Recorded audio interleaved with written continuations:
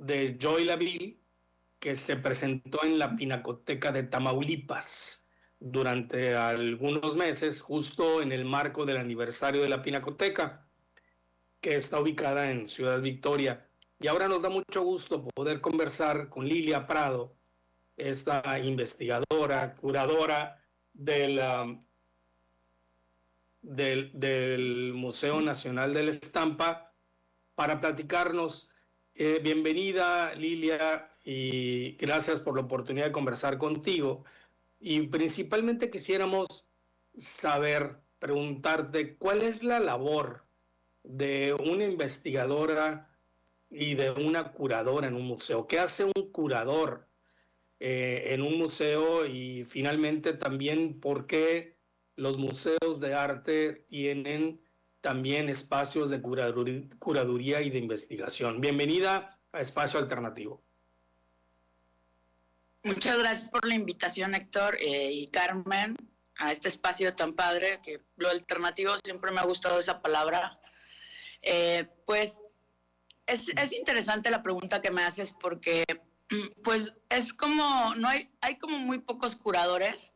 En realidad, pues mi formación es historiadora del arte y en la práctica parte de todo el desarrollo de las exposiciones que ustedes ven en los museos de cualquier estado, en este caso de Tamaulipas, pueden ver que el trabajo que está detrás es parte de una investigación de los artistas, o sea, en el caso que sean exposiciones colectivas o del artista, pero normalmente es un tema, ¿no? Si bien el curador es el que selecciona las obras y el que va a dar un discurso a través de un guión que se convierte en un guión museográfico, que es como el público va a ir por las salas, se divide en núcleos para que sea más accesible para el público, porque finalmente el producto cultural de una exposición va dirigido al público y a su entendimiento, y que tiene que ver con toda la mediación con los diferentes públicos, sobre todo con escuelas y demás. Y en el caso, por ejemplo, de Joy Laville, fue muy interesante la investigación, porque es un artista que desarrolló su carrera pues en México, o sea, aquí se formó, aquí estudió, y para la época que le tocó, pues es una época en la que llegó divorciada, y digamos que con un niño de la mano a San Miguel de Allende, y ahí empezó a estudiar arte, se desarrolló, y de repente tuvo una oportunidad de venir a la Ciudad de México en 1966 y participa en una exposición que se llama Confrontación de 1966. Quiero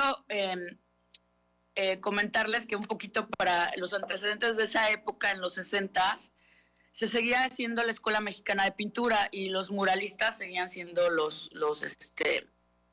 digamos que estaban en la escena, ¿no?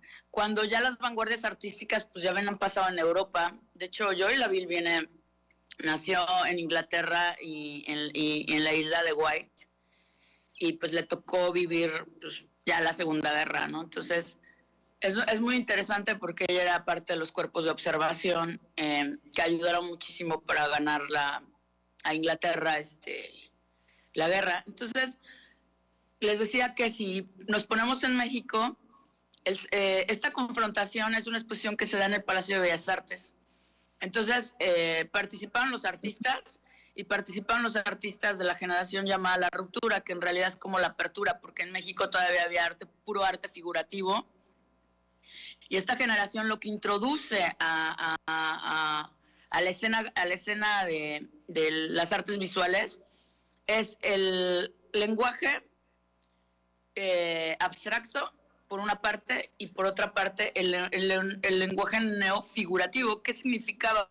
A partir de figura podías poner otro tipo de colores, o sea, colores muy vibrantes, muy chillantes. En el caso de Joy Laville, su paleta cromática es una paleta cromática color pastel, y su dibujo apela mucho a la sintetización de planos y unas figuras muy estilizadas que de verdad con una silueta tú puedes ver el fondo, ¿no?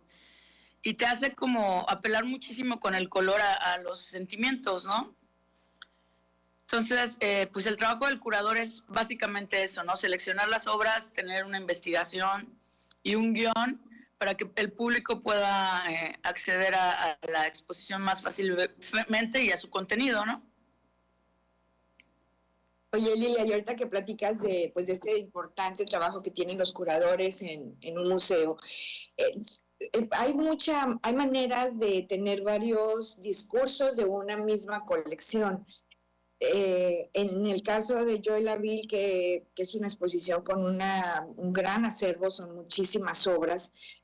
¿Qué fue lo que tú descubriste, además de, pues, de los datos que tenían que ver con su trayectoria, al ir encontrando y conociendo su obra y hablar con personas que en algún momento pudieron haber tenido algún contacto con ella o que eran coleccionistas? ¿Qué fuiste descubriendo además que pueda dar lugar como a otro tema sobre Joy Laville? Bueno, en este caso, pues nunca terminas de la investigación, o sea, es increíble porque siempre sale un dato que te lleva a varias cosas. En el caso de Joy, había muy pocos libros. Si se dan cuenta, pues la web está creada en los 90, entonces estas generaciones, pues ella ya era el centenario. Esta exposición se hizo por el centenario de su nacimiento. Entonces, siempre te queda como esta parte que, si bien tú lo dices, de conocer a las personas que la conocieron o que estuvieron en su momento. Por eso la exposición está acompañada de 2 videos. Uno es un testimonial que nosotros grabamos, por ejemplo, fue de Roger von Gunther, que fue un colega que estuvo con ella en San Miguel de Allende, que también es una artista de la ruptura. También está el escritor Jorge Hernández, y porque la acompañó, o sea, no es de su generación ni nada, pero la acompañó a los últimos años de su vida, y de hecho fue la última portada que ilustró de un libro, porque con Joy Laville es muy interesante. Se casó con Jorge Ibargüengoitia, un escritor muy importante de Guanajuato, y se casaron y desafortunadamente él falleció en un accidente de avión, y ella desarrollaba las portadas de sus libros. Entonces, es muy importante como decir quién es Joy Laville, y la investigación me dio para investigar los talleres en los que trabajó, como el Tamarin Institute, que manejan toda la especialidad en litografía, que es con una piedra litográfica, que antes así se hacían los periódicos y los libros, con litografía, porque pues no estaba la prensa que ahora conocemos, ni el offset, y entonces pues es interesante. Y luego en otro tipo de técnicas, pues está el tiempo extraeditores, que es agua fuerte, agua tinta, igual el taller de Pilar Bordes, y de serigrafía también trabajó con el taller Jesús en la Ciudad de México, y yo les digo que el rockstar de la gráfica, que es Enrique Cataño, porque le tocó trabajar con los integrantes de la ruptura en cuestión de serigrafía. Entonces, o sea, ¿quién es Joy Laville, no? Entonces, por un lado, esta exposición es la primera vez que se exhibe obra gráfica de Joy Laville como tal, porque la gente la tiene más, pues más conocida como pintura, ¿no? Como pintura de acrílico y óleo que trabajó, y más cuadros, sí. Entonces, pues el hecho de hacer esta exposición era como ver que Joy Laville, pues desde su carrera inició con la gráfica, ¿no? Y los talleres en los que trabajó. También, ¿sabes qué? Algo muy interesante, nunca dejó de ser pintora, ¿sabes? Porque a lo largo de su vida se ve que de las ediciones que hacen, acuérdense que la gráfica es un original múltiple. O sea, tienen un tiraje donde viene un número, un guión y el tiraje que fue. O sea, por ejemplo, 4 de 100 y así, que fue los tirajes que vas haciendo. Y no nada más hay estampas individuales, sino también hay carpetas que están compuestas de más estampas.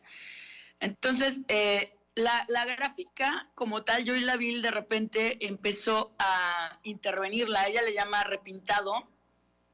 Entonces interviene con watch. Entonces, ¿qué es lo que pasa? Que te quedas con un original único, ¿no? Entonces, finalmente, la verdad es que lo que bien dices, hay muchos museos como, por ejemplo, el Tamayo, que tenemos acervo.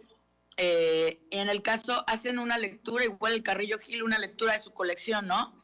Que puede ser una misma obra que entra en otro discurso. Entonces, es interesante, ¿no? Ser creativo en la manera en que tú presentas la exposición. Les decía, fue pintora, escultora también Sí. tiene esculturas. De hecho, en el Museo de Arte Moderno, pues tienen obra de Joy Laville, porque precisamente esa exposición de confrontación del 66, ella la ganó. Pero ¿sabes qué? Y por eso la empatan con la Escuela Mexicana de Pintura, perdón, de la Ruptura. De la ruptura. La Ruptura, porque la Escuela Mexicana de Pintura, pues todavía Siqueiros en ese momento decía que no había más ruta que la nuestra, ¿no? Sí, no, Sí. imagínate, pues no sé, al maestro Vicente Rojo, a Felgueres, a José Luis Cuevas, ¿no? Que son de esa parte de esa generación.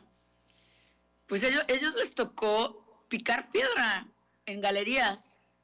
O sea, para Lilia Carrillo, que ahorita está la exposición en el Palacio de Bellas Artes, en el museo, es muy interesante porque a ellos sí les tocó picar piedra y, por ejemplo, Lilia Carrillo, Juan Soriano era su padrino y también de la generación porque exhibían con Antonio Sousa, que tenía una galería, y pues imagínense el vender o sea, era difícil, el maestro Felgueres también lo dice, ¿no? O sea, vender, porque él empezó siendo escultor, ¿no? Y su formación en Europa es de escultor.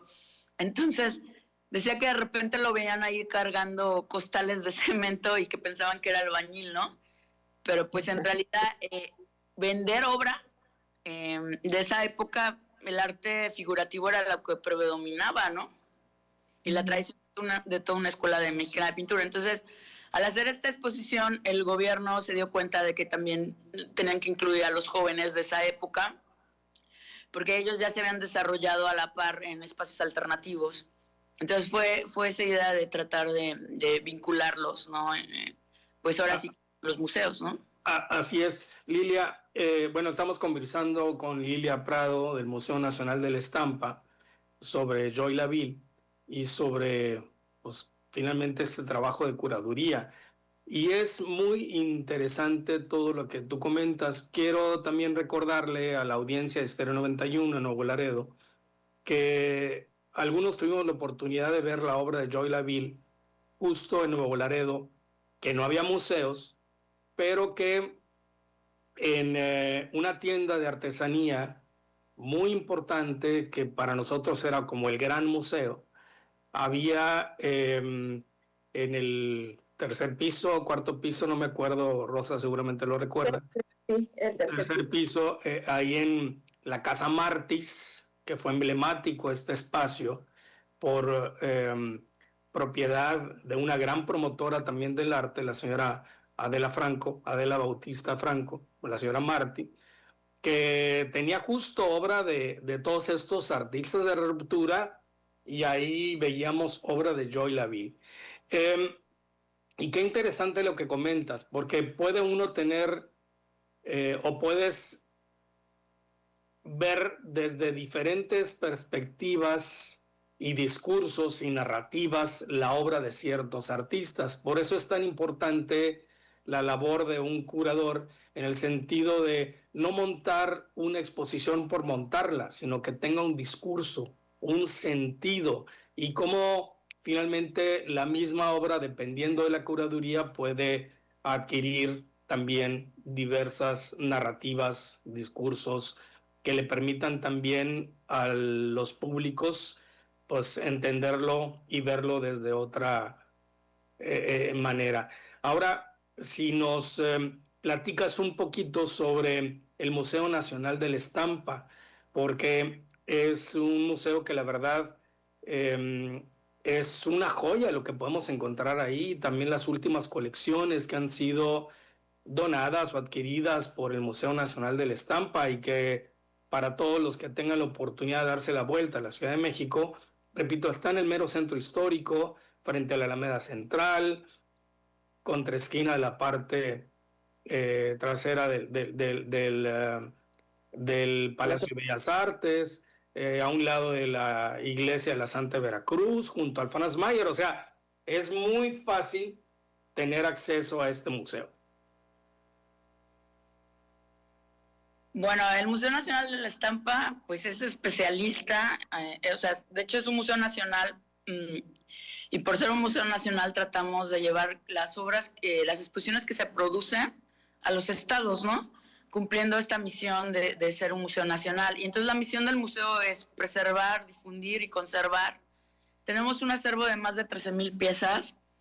La estampa, la verdad es que es muy noble, porque a diferencia de otras disciplinas, la estampa, si tú la conservas, o sea, la enmarcas y creas un microclima, pueden ir a diferentes estados. Y me refiero que es noble también porque el sentido de la estampa cuando inició pues era más como pues de denuncia o de comunicación, ¿no? Porque pues lo que les comentaba, no había, se hacía lito y eran las ilustraciones de los libros, ¿no? Y pues tenemos exponentes muy importantes como José Guadalupe Posada, ¿no? Que él ilustró muchísimos periódicos de época, hizo estampa religiosa y demás, y que lo recupera Diego Rivera. Entonces, el Museo Nacional de la Estampa, las exposiciones que produce, pues principalmente, por ejemplo, tenemos acervo de Joy Laville, ¿no? Se exhibieron en la exposición original, pues, 7 piezas de Joy Laville, que tenían que ver, pues, exactamente con los núcleos, ¿no? Como sucesos cotidianos, zona liminal, que es esta parte donde se le muere Jorge Ibargüengoitia, escenas íntimas y paisajes. Entonces, las exposiciones que desarrolla el Museo Nacional de la Estampa, pues también lo interesante es que necesitamos también exhibir pues, la colección del museo, y que también que el público de todas partes, de todos los estados, pues si ya le llegó a México a, no sé, a 5,000 personas, 7,000, 8,000, pues que también le llegue al público de otros estados. Eso es lo interesante. Y tratamos siempre también hacemos préstamos, a los investigadores. Hay investigadores que van y consultan el acervo, y prestamos a otros museos, que es la función del museo, pues es su núcleo central, es su acervo. O sea, es como su corazón, el acervo. Y pues estamos ahí súper cerca, saliéndose de la estación del Metro Bellas Artes, en Avenida Hidalgo número 39, y nos pueden buscar en nuestra página de internet. Entonces, tenemos desde obra gráfica contemporánea hasta pues siglo XVII, ¿no? Entonces, es interesante también para los investigadores que pues nos puedan consultar, y pues también para el público. Creo que algo bien bonito de la estampa, que la gente dice, no, pues el proceso, ahí tenemos talleres, tenemos un taller de estampa móvil con una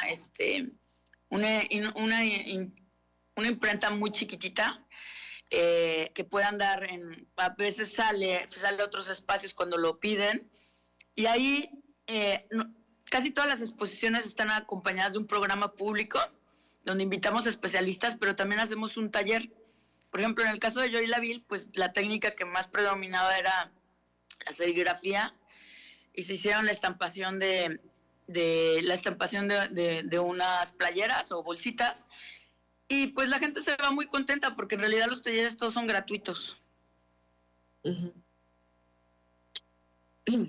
Oye, Lilia, la verdad es que creo que tenemos contigo para platicar muchísimo, porque no nada más es el tema del trabajo, de la labor y del acervo del Museo Nacional de la Estampa, sino de tu trabajo, pero sobre todo, pues bueno, yo creo que dejamos la conversación, vamos a tener para más contigo, porque una de las últimas exposiciones que tuviste después de Joy Laville fue sobre Manuel Felguera. Y yo creo que, bueno, eso si nos permites, pues te volveríamos a invitar para que nos sigas platicando de otras exposiciones, y que tienen que ver justo con este acervo, pero también con esa investigación que realizas para llegar también, como dices tú, al grial del artista, ¿no? De esa parte también humana de donde surge ese proceso creativo.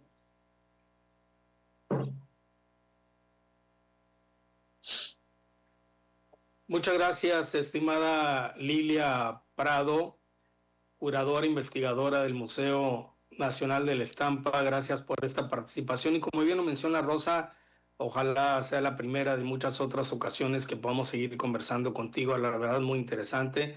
Y un abrazo a todo el equipo del Museo Nacional de la Estampa. Muchas gracias.